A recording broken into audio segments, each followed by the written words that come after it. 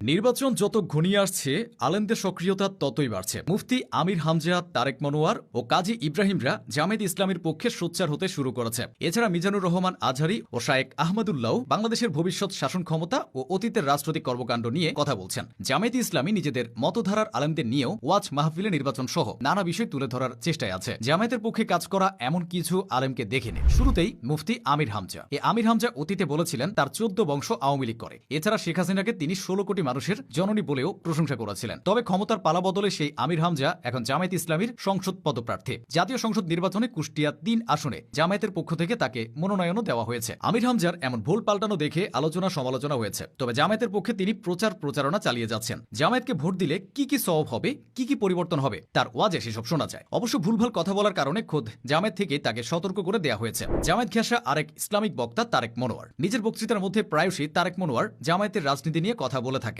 একবার এক ওয়াজে তিনি জামায়াতের আরেকটা ভাষণ বলে অভিহিত করেছিলেন। এছাড়া তিনি বলেছেন সেই গোষ্ঠীর নেতা জামায়াতের প্রতিষ্ঠাতা আল্লামা মওদুদী। যদিও বাস্তবে তারেক মনোয়ারের এই বক্তব্যের কোনো সত্যতা পাওয়া যায়নি, বরং মওদুদীর বই নিষিদ্ধ বলে সংবাদ মাধ্যমে জানা যায়। এছাড়া সিরাতুন নবী সাল্লাল্লাহু আলাইহি ওয়াসাল্লাম মাহফিল উপলক্ষে আয়োজিত এক আলোচনা সভায় দরসে নেজামির আলেমদের দোষর আখ্যা দিয়ে তাদের মসজিদ থেকে বের করে দেওয়ার দাবি জানিয়েছিলেন তারেক মনোয়ার। তার বক্তব্য নিয়ে আলোচনা সমালোচনা শুরু হলে জামায়াতের পক্ষ থেকে বিবৃতি দিয়ে সেটাকে তারেক মনোয়ারের নিজস্ব মতামত বলে জানানো হয়। বলে রাখা ভালো, তারেক মনোয়ারের প্রয়াত পিতা মাস্টার শফিকুল্লাহ জামায়াতের রাজনীতির সাথে যুক্ত ছিলেন। তিনি সংসদ সদস্য হিসেবেও একসময় দায়িত্ব পালন করেছিলেন। পিতার পদাঙ্ক অনুসরণ করে তারেক মনোয়ার নিজেও এখন জামায়াতের রাজনীতিতে যুক্ত। জামায়াত ঘেঁষা আরেক ইসলামিক আলোচক মুফতি কাজী ইব্রাহিম। ভুলভাল বক্তৃতা দিয়ে বহুবার সমালোচনায় পড়া কাজী ইব্রাহিম এখন প্রকাশ্যে জামায়াতের পক্ষে ভোট চাইছেন। জামায়াতের সেক্রেটারি জেনারেল গোলাম পরোয়ারের সাথেও সভা সেমিনারে তাকে দেখা যাচ্ছে। কাজী ইব্রাহিম বলেছেন, আগামী বাংলাদেশ দাঁড়িপাল্লার বাংলাদেশ। জামায়াত ইসলামী ক্ষমতায় আসবে, তিনি এমন আশাবাদ ব্যক্ত করেছেন। জামায়াতের কোনো রুকন না হলেও এই দলটার সাথে কাজী ইব্রাহিমের ঘনিষ্ঠতা বেশ পুরনো। জামায়াতের সাবেক নেতা কাদের মোল্লা ও মাস্টার শফিকুল্লাহ তাকে স্নেহ করতেন। বিগত আওয়ামী লীগ সরকারের আমলে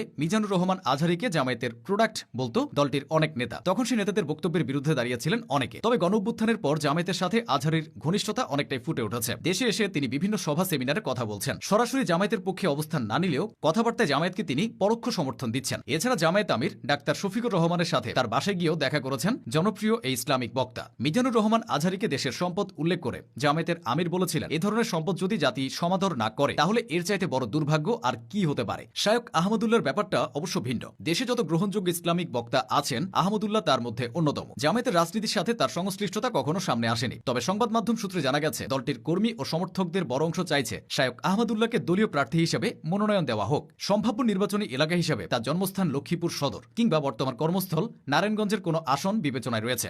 যদিও তিনি তাতে কতটা সাড়া দেন সেটা এখনো